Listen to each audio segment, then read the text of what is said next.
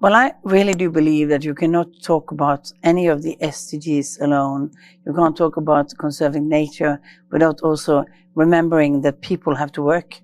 People need an income. People need a livelihood. So you have to connect this. And I think the scheme that really connects this is the rainforest scheme that Norway has done for 12 years, where we pay for production to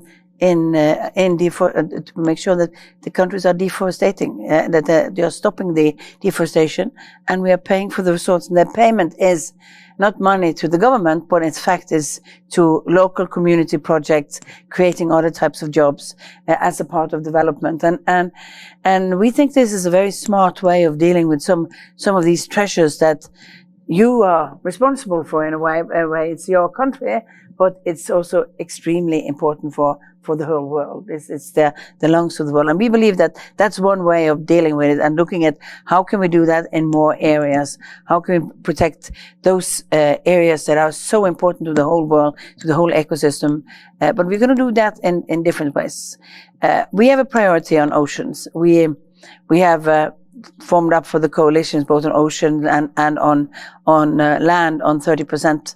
But we do believe we need to manage sustainably 100%, because you can't not, put up the flag and say we have reached the 30% target if you are neighboring and in the neighbor area you are doing everything wrong. So that's why we have said, and the Ocean Panel for Sustainable Ocean Economy has said we should manage 100% in a sustainable way.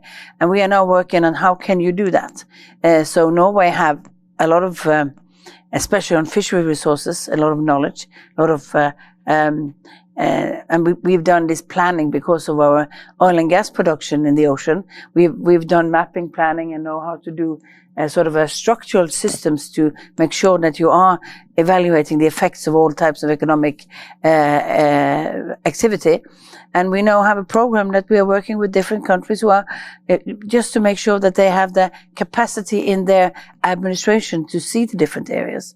We have for a long time had a research vessel that only goes mainly in Africa to map resources of fisheries and in the waters in coalition with different governments.